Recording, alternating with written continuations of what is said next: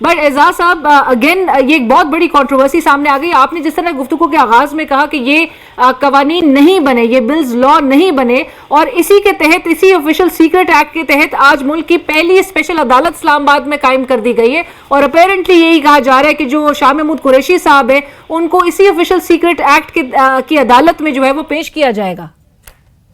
अरे दीदी, ये जो ऑफिशियल सीक्रेट एक्ट साइफर पे लगा रहे हैं ना, ये भी एक मजाक है, बहुत मजाक है।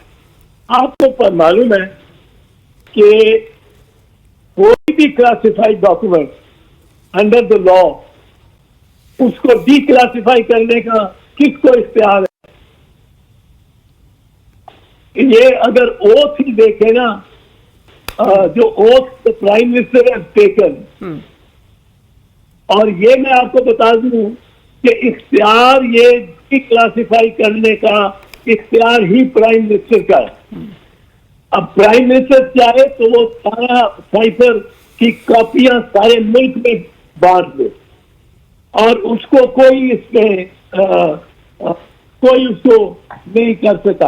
हाँ, पॉलिटिकली उसको नुकसान हो सकता है, पॉलिटिकली कि आपने एक बड़ा सेंसिटिव डॉक्यूमेंट कर दिया, but legally the oath that the Prime Minister takes is this, and ये last clause, and that I will not directly or indirectly communicate or reveal to any person any matter which shall be brought under my consideration or shall become known to me as Prime Minister, except as may be required for the due discharge of my duties as Prime Minister.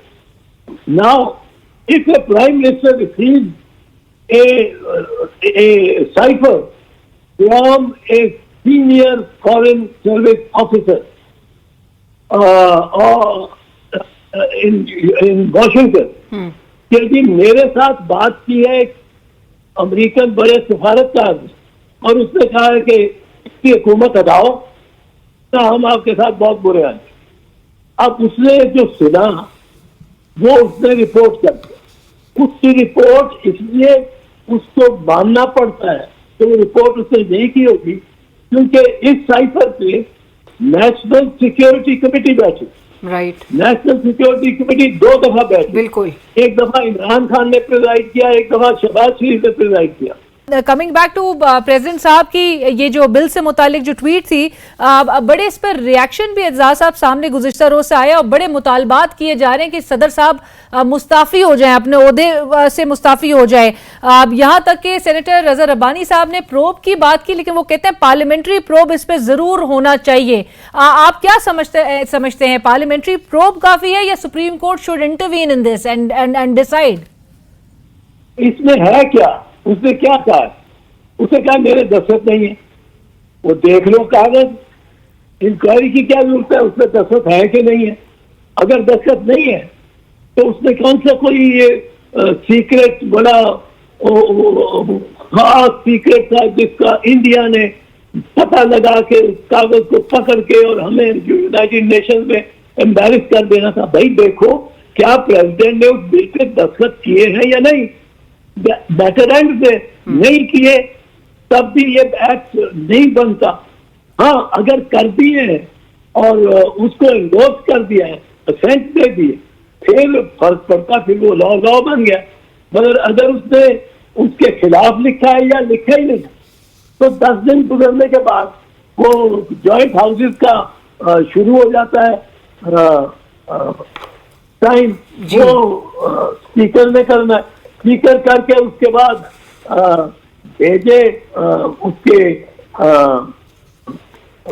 सदर के बाद फिर ये बेसन चली। Right. Ejaz साहब, कथा कलामी की माफी, लेकिन सदर साहब ने जिस तरह से कहा कि उनके अमले ने अंडरमाइन किया उनके विलन और कमांड को, आज ही खबर सामने आई कि उनका प्रिंसिपल सेक्रेटरी जो है वो तब्दील उनको कर दिया गया है, नई की अपॉइंटमेंट की बात सामने आ गई है।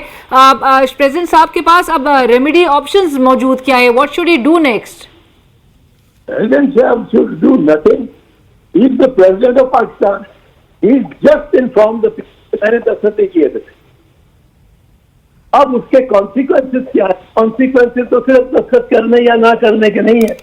कॉन्सिक्वेंसेस तो है कि वो 10 दिन और 10 दिन सदर नहीं बढ़ा सकता, इसे सदर नहीं बढ़ा सकता 10 दिन से आगे। तो ये कहना कि सदर ने इसको प्रोलॉन्ग किया है पॉलिटिकली, ये गलत है। सदर नहीं बढ़ा सकता, और सदर यही कर सकता है कि वो उसमें हत्या के भी मेरे दस्तखत नहीं होता। और ये कोई राज की बात है कि बिल पे सदर ने दस्तखत किए या नहीं किए, वो पब्लिक ये फाइलिंग होती है मेजर बिल्स एंड एक्ट वो पब्लिक होती है, कैमरे ला के दिखा रहे होते हैं। बिल क्लिंटन या ये डोनाल्ड ट्रंप इस कानून पे दस्तखत किया, उन्होंने कहा मेरा दस्तखत नहीं है। अब इसमें क्या what is about criminality is that he should stay, he should remain the president, that's के सदर है, कोई उसको नहीं हटा सकता। It will be an undemocratic act to remove him as president, सिर्फ इसलिए कि वो पार्टी इन पावर या उसका नहीं है, प्रेसिडेंट है जब तक उसका। और ये आर्टिकल 44(2) में लिखा है रीना जी, तो प्रेसिडेंट शैल कंटिन्यू, ये भी नहीं कि president may continue, the president shall continue in office until its successor is elected। ये आप मैंने आज ये किताब रखी ली अपने पास क्योंकि इतने फोन आ रहे हैं। राइट, आपने कहा article 42 and president shall remain as president, और अपने ओहदे पे जो है जो उनसे मुतालबे भी किए जा रहे हैं, मुतालबात किए जा रहे हैं कि जी वो ओहदे से मुस्ताफी हो जाए। बट एजाज साहब, एक और अहम जो नुक्ता मैं उठाना चाह रही हूँ, आपका जरूर इस पे जवाब चाहूंगी। सुप्रीम कोर्ट बार एसोसिएशन की जानिब से एक आईनी दरख्वास्त दायर की गई और वो दरख्वास्त गुज़िश्ता हफ्ते काउंसिल ऑफ कॉमन इंटरेस्ट के फैसले के खिलाफ जो है उसको चैलेंज करते हुए दायर की गई। 90 दिन में इंतखाबात अगर नहीं होते हुए नजर आएंगे तो ये आइन से इनहराफ और आइन शिकनी के मुर्तकिब कौन कौन होगा? सिर्फ चीफ इलेक्शन कमिश्नर होंगे आपके ख्याल में? चीफ इलेक्शन कमिश्नर तो प्राइमरी है, उसके बाद जो भी इसमें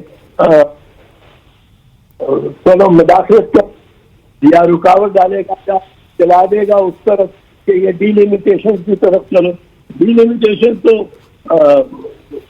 इसको हर वक्त याद रहना इलेक्शन कमीशन को। But pardon me, I seek your permission, मुझे आप ही के चैनल के कॉलीग वो मुझे हंस रहे हैं from my door. But Ejaz sahab, क्या आपकी सियासी जमात पाकिस्तान पीपल्स पार्टी इस बात से मुबर्रा हो सकती है कि काउंसिल ऑफ कॉमन इंटरेस्ट के इजलास में उन्होंने वोट किया फेवर में, लेकिन अब वो कहते हैं कि जी कॉन्स्टिट्यूशनल रिक्वायरमेंट नहीं है डीलिमिटेशन की, लिहाजा आइन के तहत 90 दिन में इंतखाबात होने चाहिए, ऑल्दो के इसके फेवर में मुश्तरका मफादात काउंसिल में वोट दिया पीपल्स पार्टी ने? वो अगर वहां गलत तो ठीक कर रहे हैं ना, इस वक्त तो ठीक कर रहे हैं, तो सिर्फ फायदा अब कहने का फायदा क्या होगा? आपसे मजीद बहस बड़े पहले से कह रहा इस my door will be token. एक और साहब आ गए टुडे, अरे फल्दी की जो ट्वीट है उसके बाद आई एम मच तो खुदा हाफिज। Right, thank you so much Aijaz साहब, बहुत आपके वक्त